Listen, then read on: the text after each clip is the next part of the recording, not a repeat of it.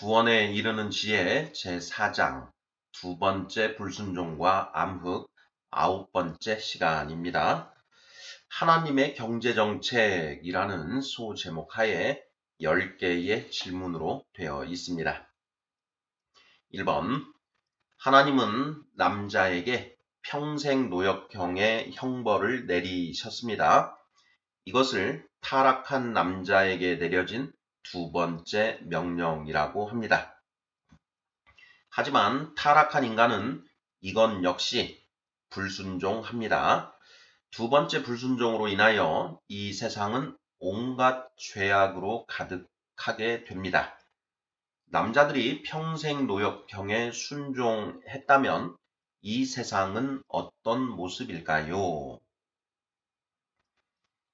2번, 지금이라도 이 세상 모든 남자들이 평생 노역형을 당연한 것으로 받아들인다면 이 세상은 어떻게 변할까요? 3번, 하나님은 평생 노역형의 형벌 아래에서 어떻게 살아야 하는지 그 방법을 가르쳐 주셨습니다. 무엇인가요? 출애굽기 16장 16절 참조. 4번, 그뿐 아니라 하나님은 하나님의 백성들이 취해야 할 경제 제도에 대해서도 가르쳐 주셨습니다. 무엇인가요? 5번, 평생 노역형의 관점에서 볼 때 땅을 분배하는 것이 가지는 의미는 무엇일까요? 6번, 예수님은 안식일이 사람을 위하여 있는 것이지 사람이 안식일을 위하여 있는 것이 아니라고 말씀하셨습니다. 마가복음 2장 27절. 평생 노역형의 관점에서 볼 때 안식일은 어떤 의미가 있나요? 7번, 레위기 25장 1절에서 7절. 안식년은요. 8번, 레위기 25장 10절. 희년이 되면 어떻게 해야 하나요? 9번, 평생 노역형의 관점에서 볼 때 하나님이 희년 제도를 명하신 이유가 무엇일까요? 10번, 신명기 15장 1에서 11절. 하나님이 면제 제도를 명하신 이유가 무엇일까요? 자, 이렇게 해서 모두 10개의 질문입니다. 자, 구원에 이르는 지의 제4장의 제목은 두 번째 불순종과 암흑입니다. 자, 두 번째 불순종이 무엇인지 그것을 우리가 살펴보아야 되고 그 두 번째 불순종으로 인해서 이 세상이 어떻게 되었는지를 살펴보아야 됩니다. 자, 그리고 거기에서 멈추는 것이 아니라 자, 그러면 그 하나님의 그 두 번째 명령에 대해 우리는 어떤 태도로 임해야 할 것인지 하는 부분도 우리가 살펴보아야 하는데 더 나아가서 자, 평생 노역형을 내리신 하나님은 자, 이 세상이 어떤 모습으로 되기를 바라셨을까?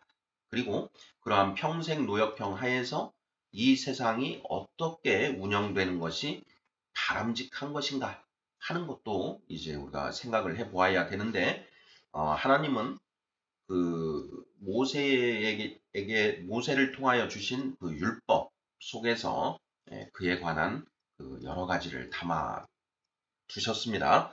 자, 그러한 부분들에 대해서 하나하나 살펴보도록 하겠습니다.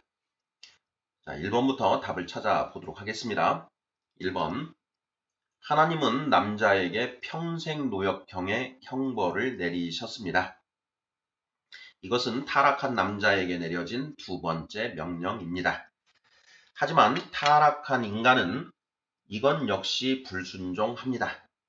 두 번째 불순종으로 인하여 이 세상은 온갖 죄악으로 가득하게 됩니다. 남자들이 평생 노역형에 순종했다면 이 세상은 어떤 모습일까요? 하는 질문입니다. 자, 우리 성도님들 어떻게 대답하시겠습니까? 자, 평생 노역형, 그리고 두 번째 불순종, 그리고 그 두 번째 불순종으로 인해서 이 세상은 암흑천지가 되어 버렸다라는 것이죠. 자, 이 두 번째 불순종의 유형을 우리가 이제 나누어 보았습니다. 개인적 불순종, 집단적 불순종 이렇게 나누어 보았고, 또 소극적 불순종, 적극적 불순종으로 나누어 보았습니다. 자, 개인적 불순종이라는 것은 하나님이 내리신 이 평생 노역형에 대해서 내가 한 사람 한 사람이 그것에 이제 불순종으로 나아가는 이제 방식을 이제 말하는 것이고, 집단적 불순종은 혼자서만 불순종하는 것이 아니라 집단적으로 자기 가족이라든가 자기 친족, 그리고 그 자기 민족, 자기 국가, 이런 차원에서 집단적으로 불순종하는 그런 모습, 이렇게 볼 수가 있고, 자, 소극적 불순종과 적극적 불순종은 어떻게 나누는 것인가? 자, 소극적 불순종은 이 평생 노역형에 대해서 소극적인 모습으로 이제 불순종하는 어떤 그런 태양이죠. 그 예로 매일 땀 흘려서 그날 그날 먹을 것을 이제 취하여야 하는데, 내일 먹을 것, 내년에 먹을 것, 늙어서 먹을 것, 나아가서 자손들에게 물려줄 것까지 쌓아둠으로써 내일 일하지 않아도 되고, 내년에 일하지 않아도 되고, 늙어서 일하지 않아도 되고, 자녀들이 일하지 않아도 되게끔, 일하지 않아도 먹을 수 있을 만큼 이렇게 계속해서 먹을 것을 쌓아두는 형식의 불순종. 이것이 이제 소극적 불순종이다. 이렇게 살펴보았고요. 적극적 불순종은 무엇이냐? 자, 내가 일을 하지 않는데, 평생 노역형에 순종하지 않는데, 그러면 필연적으로 먹을 것을 얻을 수가 없습니다. 자, 그 먹을 것을 얻어야 되는데 어떻게 얻느냐? 다른 사람이 일해서 얻은 결실들을 빼앗아 오는 것이죠. 그렇게 빼앗는 방법에 의해서 불순종하는 방법들이 있더라. 그리고 내가 일하지 않고 다른 사람을 일하게 만들어서 그 결실을 내 것으로 취하는 그런 방식들이 있는 것이죠. 후자에 의해 노예를 만들고 그 노예로 하여금 대신 일하게 하는 방식, 그런 것들이 있는 것이고, 전자의 방식으로는 사기, 공갈, 절도, 강도, 횡령, 배임, 이런 개인적인 범죄 행위들이 있는 것이고요. 집단적으로 가면 민족 간의 약탈, 전쟁, 그리고 착취, 이러한 방식들이 있는 것이죠. 자, 이처럼 불순종의 유형, 평생 노역형에 대한 불순종의 유형에는 개인적 불순종, 집단적 불순종, 그리고 소극적 불순종, 적극적 불순종, 이런 유형으로 나누어 볼 수 있다. 이런 부분들 우리가 살펴보았고요. 자, 그 결과 이 세상은 무한 경쟁, 약육 강식, 적자 생존, 빈익빈 부익부 등의 그런 모습들이 초래가 되었지요. 이것들이 결국 이 세상의 암흑을 만들어 내었다라는 이제 그런 걸 살펴보았습니다. 자, 1번의 질문은 남자들이 평생 노역형에 순종했다면 이 세상은 어떤 모습일까요? 하는 그런 질문입니다. 자, 어떻게 답하면 되겠습니까? 이 땅엔 모든 남자들이 매일 땀 흘려서 일하고 먹을 것을 얻는 그런 것을 당연한 것으로 여기고, 죽을 때까지 매일 땀 흘려서 성실하게 자기 먹을 것을 취한다면 무한 경쟁, 약육강식, 적자 생존, 빈익빈 부익부 같은 그런 현상들이 아주 적거나 없었을 것이다. 이걸 우리가 예상할 수 있지 않겠습니까? 우리가 지구상에 산출되는 그런 식량, 오늘날 그 식량은 100억여 명의 100억 명의 인류를 먹일 수 있을 만큼의 그런 식량이 산출이 된다고 하는데요. 그럼에도 불구하고 이 세상에는 곳곳에서 빈곤과 기아로 죽어가는 그런 사람들이 많이 있지 않습니까? 왜 그런가? 바로 이러한 개인적, 집단적, 소극적, 적극적 그러한 불순종으로 인해서 그러한 양상들이 일어나는 것이다. 자, 그런데 모든 남자들이 평생 노역형에 순순히 복종한다면 이 세상은 그러한 모습들을 이제 더 이상 갖지 않을 것이다. 뭐 이렇게 답을 할 수 있지 않을까 싶습니다. 자, 2번 문제 보겠습니다. 지금이라도 이 세상 모든 남자들이 평생 노역형을 당연한 것으로 받아들인다면 이 세상이 어떻게 변할까요? 하는 질문입니다. 저는 이렇게 답을 해보았습니다. 평생 노역형에서 벗어나기 위해 생겨난 많은 범죄들이 사라지고 훨씬 살기 좋은 상황이 펼쳐질 것이다. 이렇게 답을 해봤습니다. 우리 성도님들 생각은 어떠신지요?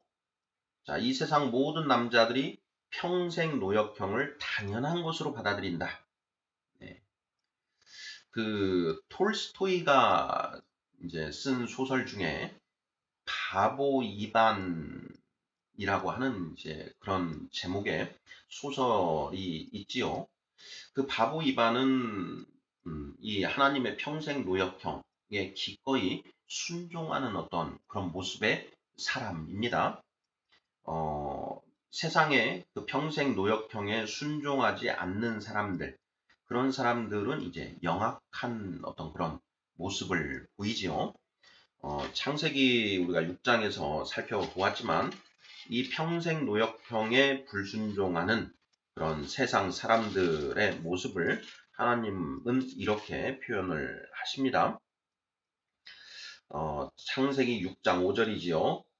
여호와께서 사람의 죄악이 세상에 가득함과 그의 마음으로 생각하는 모든 계획이 항상 악할 뿐임을 보시고 이렇게 되어 있습니다.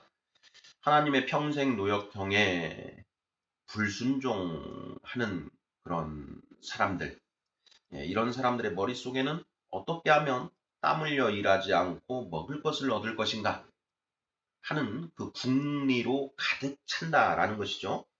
그래서 생각하는 모든 계획이 항상 악하다라는 것입니다. 항상 악하다. 그 오늘날의 그 과학기술의 어떤 발전, 그 모습도 보면은 어떻게 하면 땀을 덜 흘리면서 먹을 것을 많이 생산해 낼 것인가 하는 이런 고민에서 이제 그런 농경 기술이라든가 과학 기술의 발전들 이런 것도 나오는 것 아니겠습니까? 그 예수님이 이런 말씀을 하시죠. 그 세상의 아들들이 하나님의 아들들보다 더 지혜롭더라 하는 이제 그런 말씀을 하시지 않습니까? 불의한 청지기의 비유 부분에서 이제 그런 말씀을 하셨는데 바로 이렇게 사람이 마음으로 생각하는 모든 계획이 악하더라 이건데 그런 것을 이제 그 세상의 지혜라고 할 수 있고 그러한 세상의 지혜는 하늘의 지혜와는 상반되는 그런 악한 것이다. 이렇게 예수님께서 말씀하고 계시는 것이 아닌가 이런 생각이 듭니다. 자, 2번 질문입니다. 지금이라도 이 세상 모든 남자들이 평생 노역형을 당연한 것으로 받아들인다면 이 세상이 어떻게 변할까요? 자, 내일 먹을 것, 내년에 먹을 것, 늙어서 먹을 것, 그것을 창고에 가득 차게 쌓아 놓으려고 하는 그런 모습들이 사라지겠지요. 왜냐하면 어차피 평생 일해야 된다. 죽을 때까지 일해서 그날 먹을 것을 얻어야 된다. 물론 이제 그 각자 종사하는 그 일의 어떤 양상이 한 달 단위로 이게 움직이는 경우도 있고 또 1년 단위로 움직이는 경우도 있을 것입니다. 또 경우에 따라서는 어, 인삼 농사 같은 경우 최소 5년은 경작을 해야 된다. 뭐 이렇다면 이 생계의 산물을 얻는 그 시스템이 다를 수가 있죠. 어떤 경우는 5년이 걸리고 어떤 경우는 1년이 걸린다. 이런 경우에는 그 해에 먹을 것 이런 형식으로 이제 약간 변동이 있겠지만 자 어찌됐든 우리가 매일매일 땀 흘려 일해서 먹을 것을 얻어야 한다라는 것을 당연한 것으로 이렇게 생각을 한다면 음, 이 세상의 모습은 훨씬 달라질 것이다. 톨스토이의 그 바보 이반을 보면 그 바보 이반이 이제 그 나라의 왕이 되고 그 나라에 사는 모든 사람들은 그 바보 이반과 같은 모습으로 이렇게 살아가는데 그 나라는 오히려 더 풍요로운 주변의 다른 나라들보다 훨씬 더 어, 먹을 것이 많은 그런 나라가 되더라라는 것이죠. 그래서 이웃 나라들이 그 나라를 쳐들어가서 먹을 것을 빼앗는 뭐 그런 모습들이 그 소설에 소개되고 있는 것으로 알고 있는데요. 그 톨스토이의 그 소설의 내용이 하나님의 이 평생 노역형 그리고 그 평생 노역형에 순종할 때 어떻게 되는가 그리고 평생 노역형에 순종하지 않는 사람들의 그런 모습들 이런 것들을 대비해서 보여주고 있지는 않은가 이런 생각을 해 보았습니다. 자, 3번 문제 보겠습니다. 하나님은 평생 노역형의 형벌 아래에서 어떻게 살아야 하는지 그 방법을 가르쳐 주셨습니다. 무엇인가요? 출애굽기 16장 16절 참조 이렇게 되어 있습니다.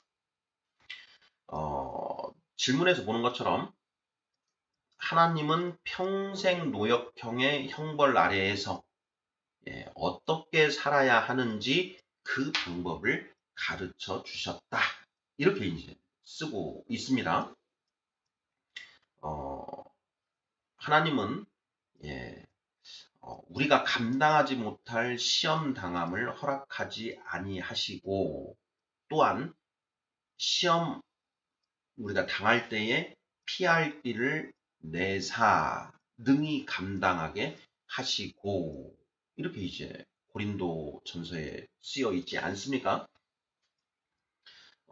하나님이 우리 인간에게 남자들에게 평생 노역형의 형벌을 주시면서 또 그 평생 노역형의 형벌 아래에서 어떻게 살아야 하는지 그 방법도 또한 가르쳐 주셨습니다.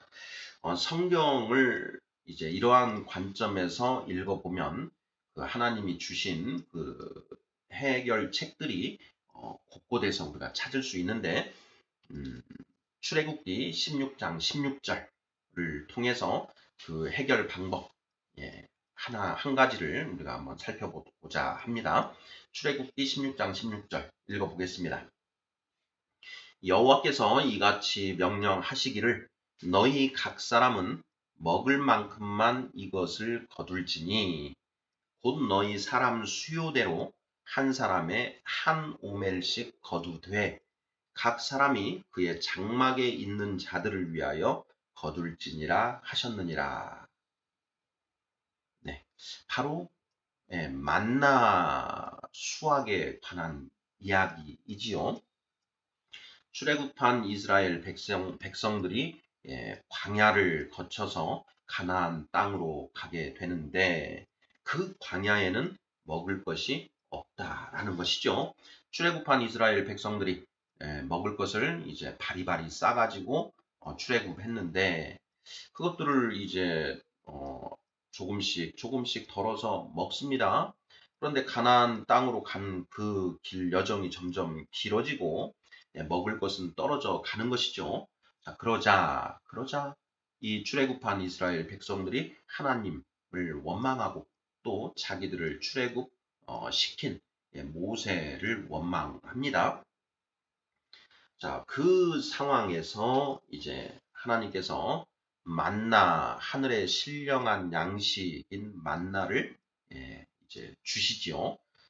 그러면서 이 만나를 어떻게 수확해야 하는지 하는 방법에 대한 규례를 주십니다. 출애굽기 16장 16절이 바로 그 만나를 수확하는 규례에 관한 말씀인데요. 자, 어떤 규례를 주셨느냐? 너희 각 사람은 먹을 만큼만 이것을 거두어라. 너희 사람의 숫자대로 한 사람에게 한 오멜씩 거두어라. 이렇게 되어 있는 것이죠. 새벽에 만나가 하늘로부터 이제 내려와서 온 지면에 이슬 맺히듯이 이제 맺히는 것이죠. 그러면 아침에 사람들이 나가서 그 만나를 거두는데 1인당 할당량이 있는 것이죠. 한 사람이 하루 종일 먹기에 충분한 양이 한 오멜은 이제 항아리죠. 그 한 항아리씩 그것을 이제 거두어라. 그런데 각 사람이 그의 장막에 있는 자들을 위하여 거두어라. 여기에 각 사람은 가장 일할 수 있는 나이에 든 그런 노동력이 있는 사람인 것이고 그가 자기 장막에 있는 자들, 자기 가족들을 위해서 그걸 거둔다라는 것이죠. 가족이 모두 5명이다. 그러면 5오멜을 거두면 되는 것 아니겠습니까? 그러면서 더 많이 걷지 마라라고 이렇게 말씀을 하시지요. 창세기 16장을 보면은 이 각 사람이 먹을 만큼만 걷어야지 내일 먹을 것까지 해서 많이 거두면 벌레가 생기고 냄새가 납니다. 그러니까 그날 먹을 걸 그날 다 먹어야지. 그걸 남겨두면 썩고 부패하게 된다라는 것이죠. 그리고 이렇게 거두면서 7째 날 안식일에는 거두지 마라. 6째 날 이틀분을 거두어라. 이런 이제 규례들을 만들어 주십니다. 자, 그런데 우리가 주목하고자 하는 부분은 어디인가? 자, 너희 각 사람은 먹을 만큼만 이것을 거둘지니 라고 하는 이 부분에 주목해 보고자 합니다. 평생 노역형의 형벌 아래에서 어떻게 살아야 하는지 그 방법과 관련해서 하나님은 만나로 그 이스라엘 백성들을 훈련하시고 우리에게 평생 노역형 아래에서 어떻게 살아야 하는지 그 방법을 가르쳐 주셨는데 그 요지가 무엇이냐? 먹을 만큼만 거두어라 라는 것이죠. 매일매일 먹을 만큼만 거두어라. 이스라엘 백성들은 출애굽한 이스라엘 백성들은 40년 동안 이 만나 훈련을 받았습니다. 왜 40년씩이나 그렇게 훈련을 받았어야 했을까 하는 부분도 우리가 생각해 보아야 할 부분인데 그 40년 동안 하나님은 어김없이 만나를 내려 주시지요. 가나안 땅에 이제 들어가서 여리고 성에 접수하고 그 가나안 땅에서 산출된 농작물을 먹을 수 있게 될 때까지 볶은 곡식을 먹을 때까지 이제 그 만나가 내렸고 그 이후로는 이제 만나가 그치게 되었지요. 이스라엘 백성들은 그리고 아론과 모세는 그 그 만나를 기념하기 위해서 그 금 항아리에 만나를 이제 담아서 그 언약궤 안에 담아 두지요. 그 만나는 성부, 성자, 성령 하나님 중에 어느 분이 주신 것인가? 예, 성부 하나님이 주셨죠. 이 성부 하나님은 우리가 먹고 살 수 있도록 해주시는 그런 분이시지요. 마태복음 6장에서 예수님께서 하늘 아버지께서 예, 그 백합화 그리고 하늘을 나는 새를 입히시고 먹이신다 이런 말씀을 하십니다. 아울러서 우리에게도 너희에게 이러한 먹을 것, 입을 것, 마실 것이 필요한 것을 알고 계신다 이렇게 말씀을 하시죠. 그러니까 우리에게 먹을 것을 주시고 입을 것을 주시는 분은 성부 하나님이 하시는 일이다. 자, 만나를 그 항아리에 담아서 언약궤에 보존을 했는데 그 언약궤 안에는 돌판 2개와 그리고 이 만나 항아리와 그리고 아론의 쌍난 지팡이 이렇게 3가지를 이제 처음에 보존을 하지 않습니까? 그것은 삼위일체 하나님을 각 표상하고 있는 것이다. 그러면 자 돌판 10계명 이것은 성부, 성자, 성령 하나님 중에 어느 분을 표상하는 것이고 또 만나는 어느 분을 표상하는 것이고 아론의 쌍난 지팡이는 어느 분을 표상하는 것인가 하는 것을 우리가 이제 또 묵상을 해볼 수가 있는데 저는 자, 이 만나는 그 만나를 주신 성부 하나님을 표상하는 것이고 돌판 이것은 곧 하나님의 말씀이요 계명이요 법이지 않습니까? 이것은 성자 하나님을 표상한다. 아론의 쌍난 지팡이는 그 지팡이는 이미 생명을 잃은 것인데 그 지팡이에서 싹이 나고 꽃이 피고 열매가 맺히는 그런 이적이 일어나지 않습니까? 이것은 성령께서 하시는 일이다. 그래서 아론의 쌍난 지팡이는 성령을 표상한다. 이렇게 이제 묵상을 해보고 있습니다. 우리 성도님들께서는 어떻게 묵상을 하고 계시는지요? 3번 문제 하나님은 평생 노역형의 형벌 아래에서 어떻게 살아야 하는지 그 방법을 가르쳐 주셨습니다. 무엇인가요? 출애굽기 16장 16절 참조 너희 각 사람은 먹을 만큼만 이것을 거둘지니 각 사람이 그의 장막에 있는 자들을 위하여 거둘지니라. 남지 않게 그리고 모자라지도 않게 먹을 만큼만 거두어라. 이것이 평생 노역형 아래에서 살아가는 남자들에게 주시는 그런 답이다. 저는 이렇게 묵상을 해보았습니다. 자, 4번 문제 보겠습니다. 그뿐 아니라 하나님은 하나님의 백성들이 취해야 할 경제 제도에 대해서도 가르쳐 주셨습니다. 무엇인가요?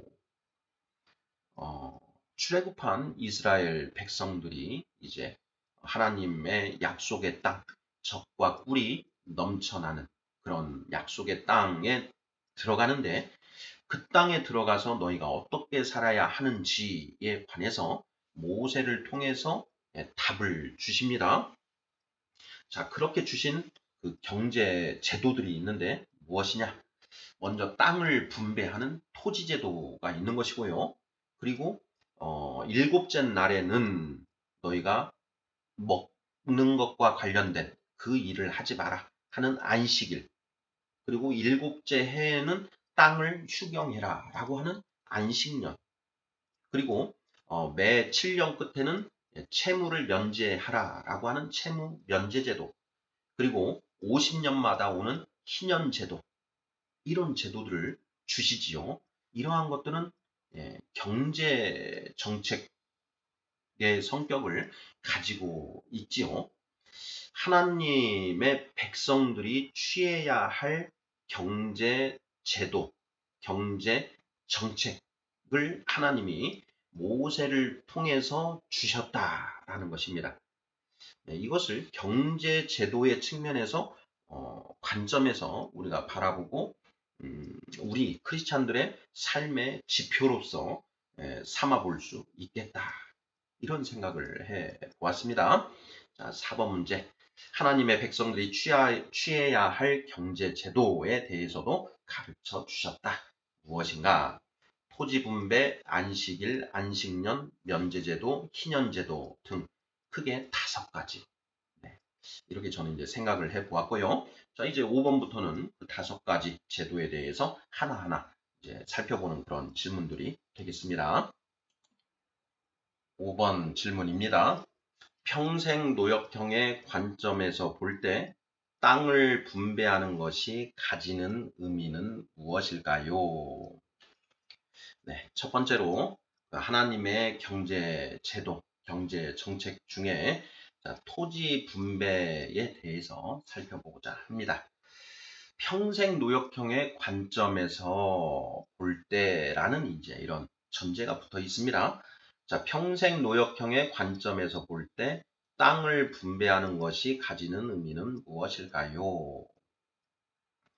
자, 출애굽한 이스라엘 백성들이 40년 뒤에 가나안 땅에 이제 들어가게 되고 이제 또 수십 년 동안 이제 정복 전쟁을 또 벌이게 되는 것이죠. 가나안 땅에 들어갈 때에는 이제 여호수아가 이스라엘 백성들을 인도합니다. 그 여호수아가 이제 늙을 때까지 그러한 가나안 땅 정복의 일들이 벌어지는데 여호수아를 이제 우리가 살펴보면 그 가나안 땅을 이제 9개 반 지파에게 배분하는 그런 이제 장면들이 나옵니다. 그리고 각 지파가 할당받은 그 땅을 또 각 그 가족 단위로 또 배분을 하게 되지요. 그렇게 땅을 모든 이스라엘 백성들 각 가정이 땅을 분배를 받습니다. 자, 그렇게 토지를 분배하는데 이것을 평생 노역형의 관점에서 한번 살펴보자 하는 그런 질문인 것이죠. 평생 노역형의 관점에서 볼 때 땅을 분배하는 것이 가지는 의미는 무엇일까 하는 것입니다. 자, 평생 노역형은 무엇이었습니까?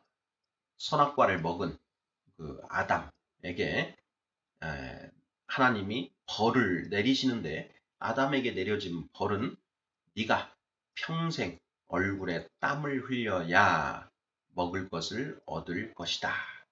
또한 그 땅을 경작해서 먹을 것을 얻을 것이다 하는 것이었죠. 네, 창세기 3장입니다. 창세기 3장 17, 18, 19절. 바로 이 부분이 이제 평생 노역형과 관련되는 것인데, 자, 아담에게 이르시되 네가 네 아내의 말을 듣고 내가 너에게 먹지 말라 한 나무의 열매를 먹었은즉 땅은 너로 말미암아 저주를 받고 너는 내 평생에 수고하여야 그 소산을 먹으리라. 땅이 내게 가시덤불과 엉겅퀴를 낼 것이라. 네가 먹을 것은 밭의 채소인즉 네가 먹을 것은 밭의 채소인즉 네가 흙으로 돌아갈 때까지 얼굴에 땀을 흘려야 먹을 것을 입으리니 네가 그것에서 취함을 입었음이라. 너는 흙이니 흙으로 돌아갈 것이니라 하시니라. 자, 그리고 23절을 보면 여호와 하나님이 에덴 동산에서 그를 내보내어 그의 근원이 된 땅을 갈게 하시니라. 이렇게 되어 있습니다. 자, 평생 노역형, 평생 토지를 경작해서 그 땅에서 나오는 그 소출을 먹고 살으라라는 것이죠. 네가 먹을 것은 밭의 채소인즉 네가 흙으로 돌아갈 때까지 그 밭에서 나는 채소로 연명할 것이다. 그 하나님이 처음 창조하신 이 세상은 젖과 꿀이 넘쳐 흐르는 먹을 것이 풍요로운 땅이었다. 평생 노역형이 실효적인 형벌이 되기 위해서는 이 땅에 먹을 것들이 풍성해서는 안 되는 것이지요. 그래서 하나님이 땅을 저주하사 가시덤불과 엉겅퀴가 나게 하셨다. 그 가시덤불과 엉겅퀴가 이 땅에서 나무로서 그 먹을 것들이 모두 땅 속으로 감춰지게 되었고 인간은 그 땀 흘려 그 땅을 경작해야만 먹을 것을 얻을 수 있는 운명에 처하게 되었다라는 내용이 이 창세기 3장의 평생 노역형과 관련된 그런 내용이 아닌가 싶습니다. 땅은 너로 말미암아 저주를 받고 하는 부분. 땅이 저주를 받았습니다. 어떤 저주냐? 땅에 가시덤불과 엉겅퀴가 나는 저주다. 왜 그런 저주를 내리셨는가? 평생 노역형이 실효적인 형벌이 되게 하시기 위해서 땅을 저주하셨다. 우리가 충분히 추론해 볼 수 있는 그런 내용들인 것이지요. 자, 땅을 분배하는 것이 가지는 의미는 무엇인가? 바로 이 경작할 땅이 있어야만 일을 하고 먹을 것을 얻을 수 있다라는 것이죠. 이스라엘 그 12지파, 레위 지파를 제외한 나머지 그 12지파에게 땅을 모두 나누어 줬고요. 그 땅이 각 가정의 기업이 되는 것이죠. 기업입니다. 기업. 평생 노역형을 감당할 수 있는 삶의 터전. 그것이 바로 땅이다. 창세기 3장 23절. 여호와 하나님이 에덴 동산에서 그를 내보내어 그의 근원이 된 땅을 갈게 하시니라. 평생 노역형의 관점에서 볼 때 땅을 분배하는 것이 가지는 의미는 무엇일까요? 평생 노역형을 온전히 감당할 수 있는 기업을 나누어 주시는 것이다. 이렇게 이해를 하면 충분하지 않을까. 올바른 답이 되지 않을까 이런 생각이 듭니다. 우리 성도님들 생각은 어떠신지요? 자, 6번 보겠습니다. 예수님은 안식일이 사람을 위하여 있는 것이지 사람이 안식일을 위하여 있는 것이 아니라고 말씀하셨습니다. 마가복음 2장 27절. 평생 노역형의 관점에서 볼 때 안식일은 어떤 의미가 있나요? 안식일. 자, 안식일은 일주일 7일 중에 6일은 힘써 너희 일을 하고 일곱째 날 그날에는 아무 일도 하지 마라. 안식일 날 일하는 자는 돌로 쳐 죽여라. 라고 하는 하나님의 그 계명이지요. 그런데 이 안식일에 대해서 예수님은 이런 말씀을 하셨습니다. 안식일이 사람을 위하여 있는 것이요 사람이 안식일을 위하여 있는 것이 아니니 이렇게 말씀을 하셨습니다. 자, 안식일이 사람을 위하여 있는 것이지 사람이 안식일을 위하여 있는 것이 아니다. 자, 무슨 의미인가? 우리가 당연히 묵상해 봐야 할 그런 부분이죠. 자, 그런데 이러한 안식일을 평생 노역형의 관점에서 한번 살펴보자라는 것이죠. 자, 평생 노역형의 관점에서 볼 때 안식일은 어떤 의미가 있을까 하는 그런 질문입니다. 자, 우리 성도님들 어떻게 답하시겠습니까? 네, 저는 이렇게 생각해 보았습니다. 하나님이 평생 노역형을 내리셨기 때문에 우리는 매일매일 땀 흘려서 일을 해야만 하지요. 그런데 이 평생 노역형에 이제 사람들은 불순종한다라는 것이죠. 그 불순종의 모습 중에 개인적 불순종이 있고 그 개인적 불순종의 중에 소극적 불순종이 있었습니다. 그것은 어떤 것이냐?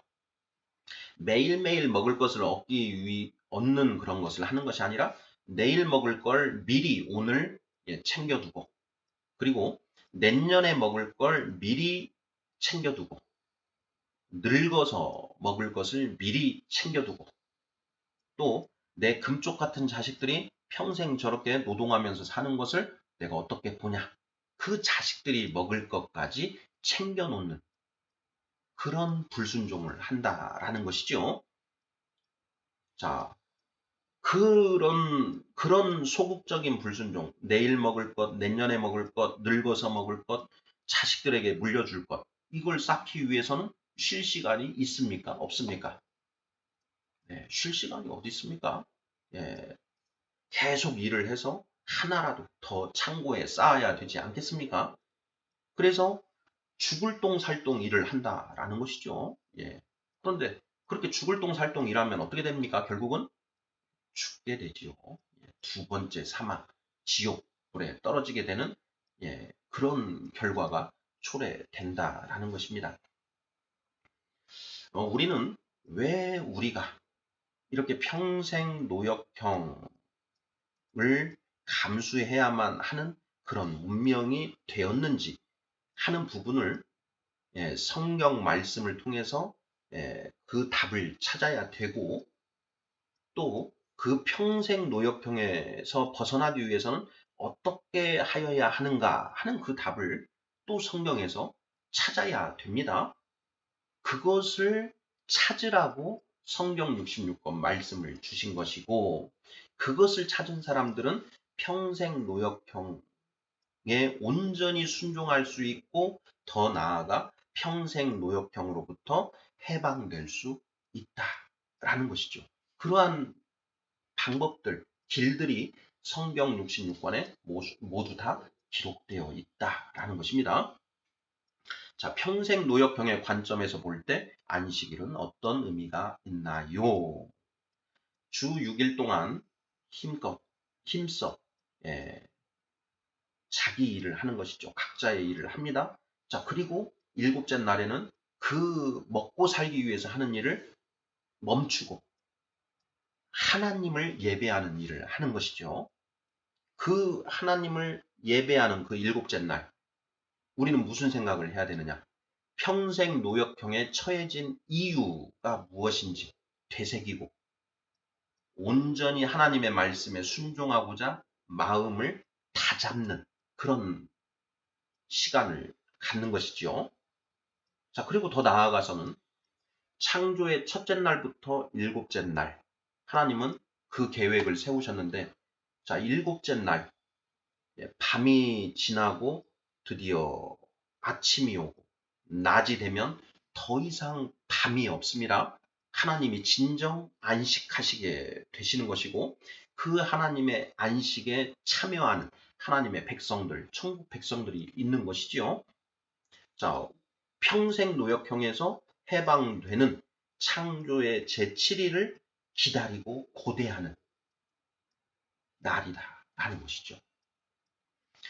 우리는 자, 타락, 창조, 타락, 회복, 거룩이라고 하는 하나님의 계획 안에 던져져 있습니다.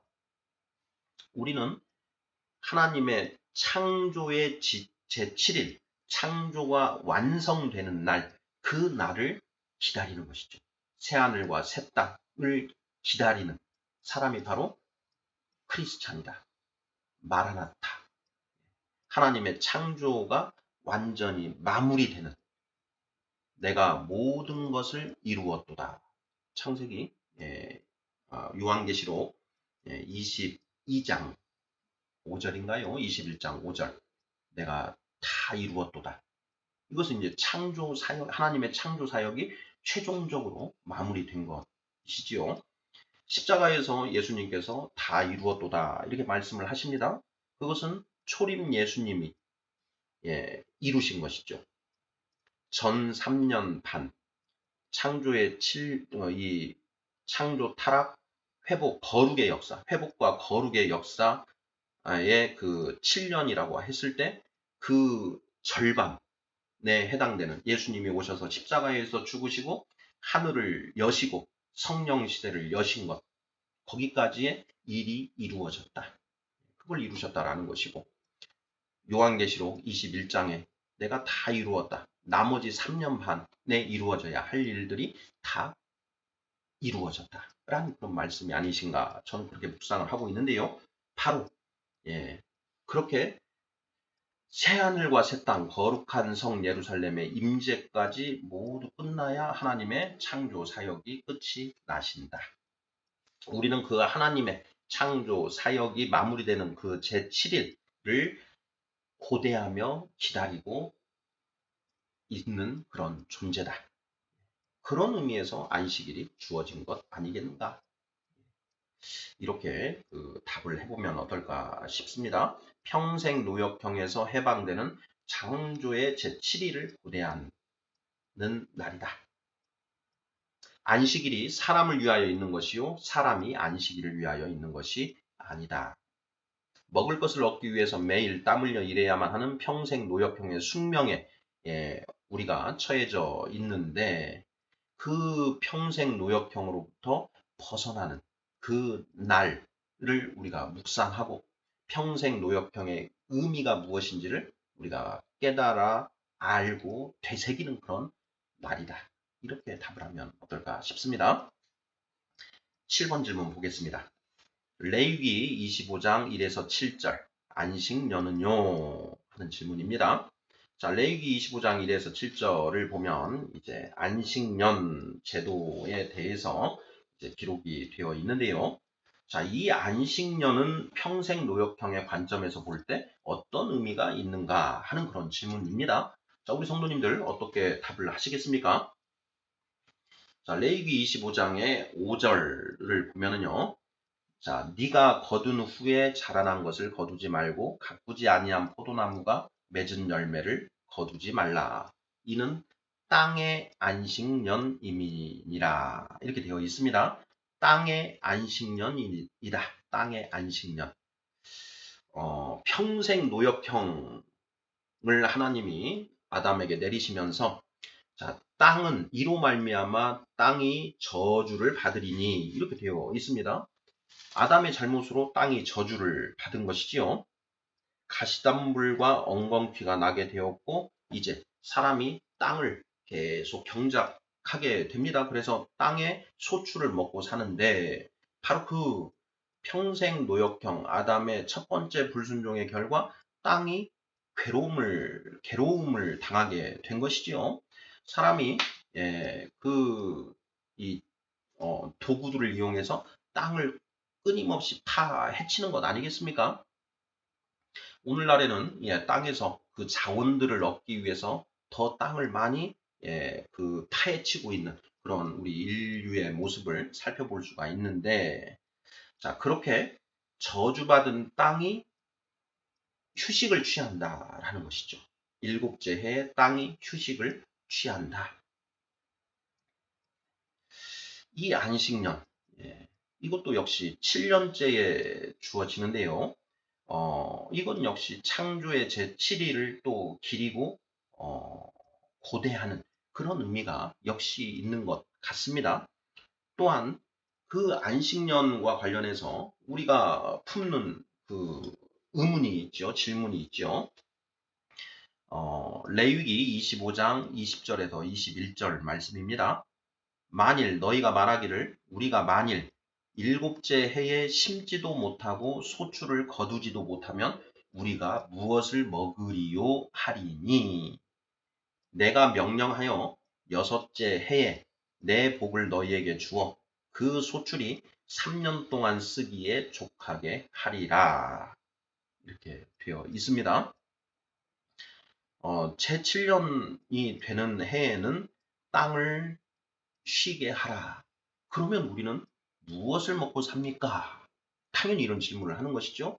자, 그에 대해서 하나님이 여섯째 해에 너희가 3년 동안 먹고 쓰기에 부족함이 없는 내가 양식을 줄 것이다. 이렇게 말씀을 하시는 것이죠. 사람의 힘으로 사는 것이 아니라 하나님이 우리를 먹이시고 입히신다라는 것을 안식년을 통해서 이스라엘 백성들은 뼈저리게 실감할 수 있다라는 것이죠. 안식일도 마찬가지였습니다. 여섯째 날 그 안식일에 먹을 것까지 하나님이 챙겨주신다라는 것이죠. 너희는 여섯째 날 만나를 이틀분을 거두어라. 그래서 여섯째 날엔 만나를 더 많이 내려주셨다. 이런 것들이 지금 이제 모세오경에 쓰여 있는 내용 아니겠습니까? 자, 안식년이 가지는 의미는 무엇인가? 안식년. 자, 땅의 안식년.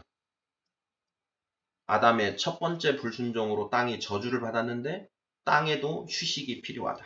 그래서 땅의 안식년이다.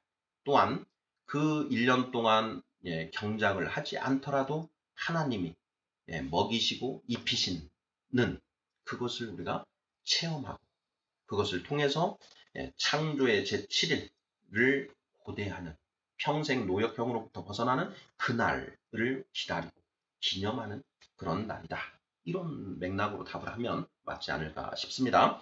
자, 8번입니다. 레위기 25장 10절 희년이 되면 어떻게 해야 하나요?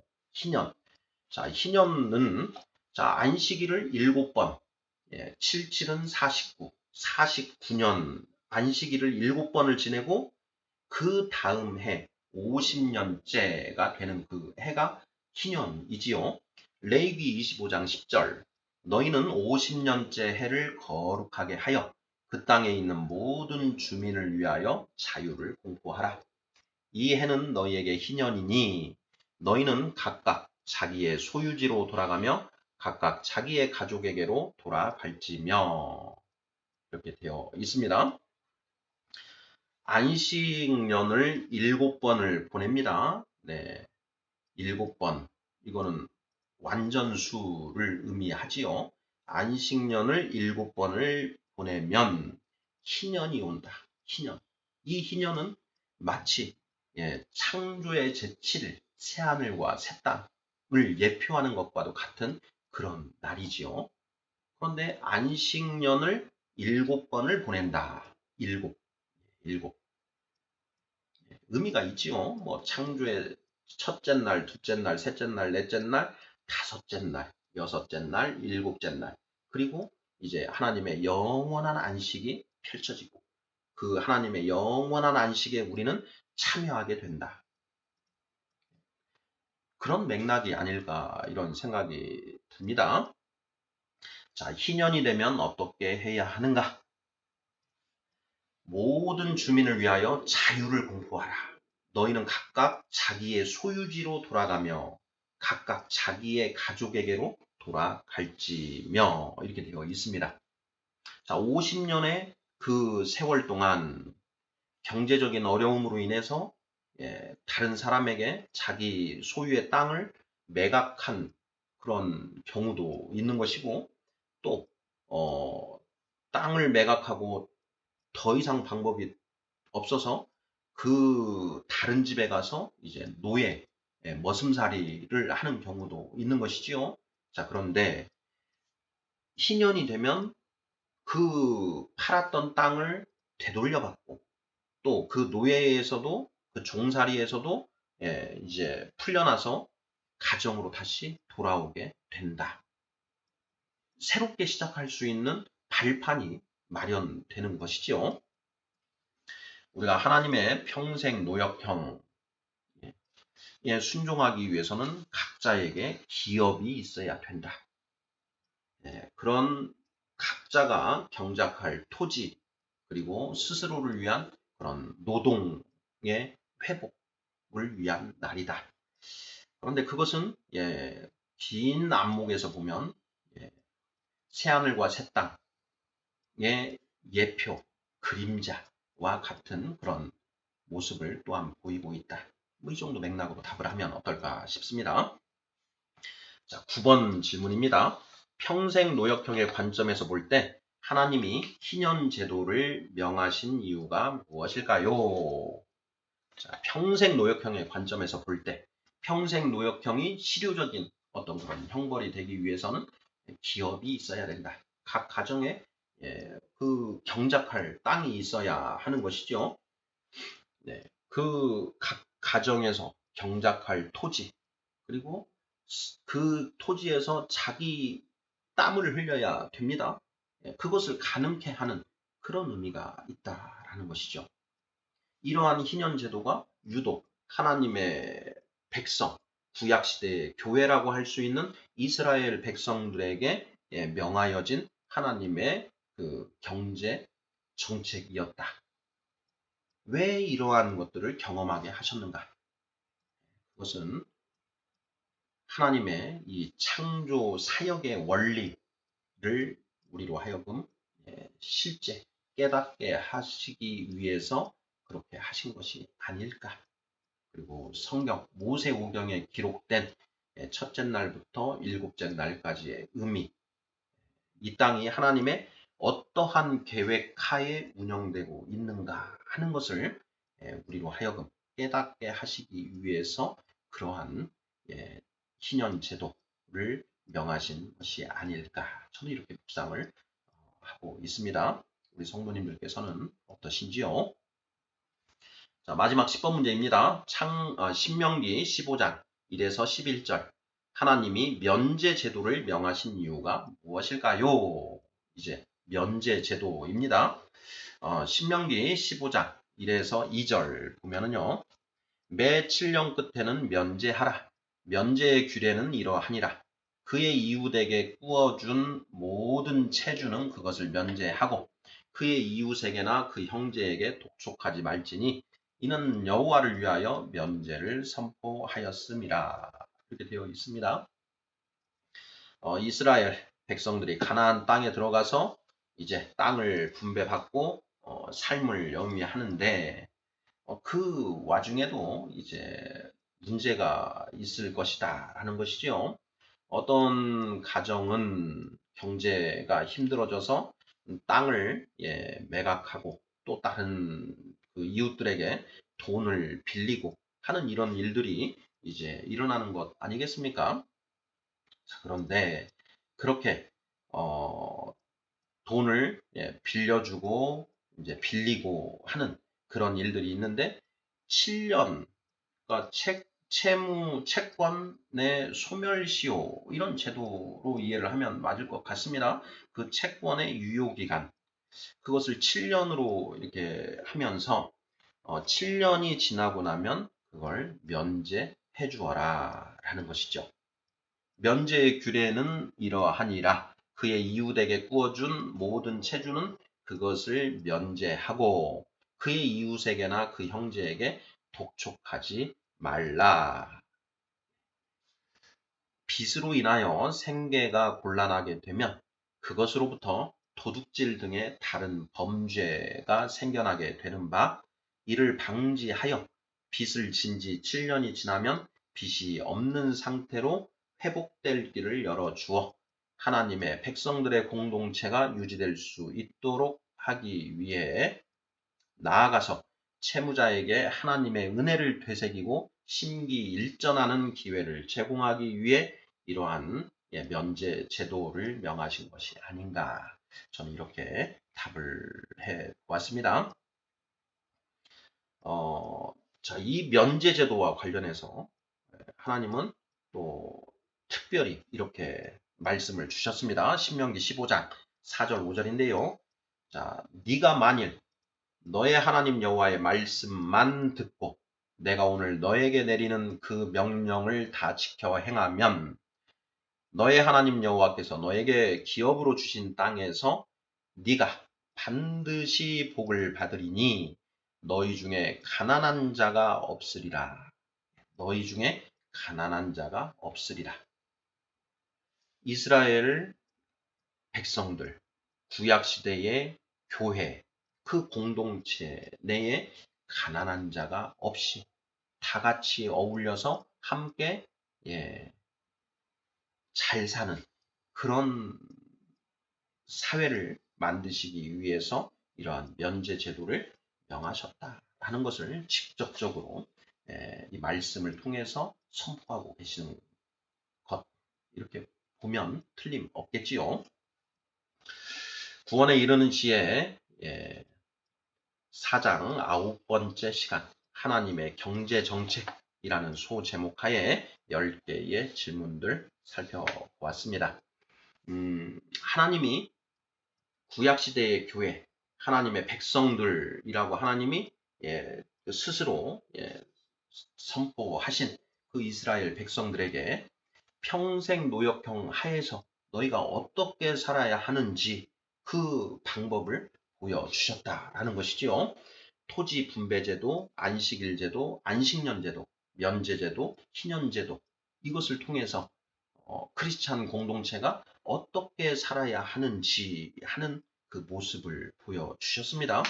자, 이것은 오늘날 우리 크리스찬들에게 우리가 어떤 모습으로 살아가야 하는지, 어떤 마인드를 가지고 이 경제적인 삶을 영위해야 하는지에 대해서 가르침을 주시는 그런 내용이 분명하지 않을까 이런 생각이 듭니다. 그래서 이 하나님의 경제 정책 이게 구약 시대의 어떤 그런 내용이라고 해서 그냥 읽고 지나가 버리는 것이 아니라 이 하나님의 뜻이 어떠하신 것인지를 우리가 분명히 되새겨서 나의 삶 속에 이것들을 그 현실로 만들어가는 그 하나님의 뜻에 합당하게 살아가는 우리 각자가 되어야 되지 않을까 이런 생각을 해봅니다. 아멘.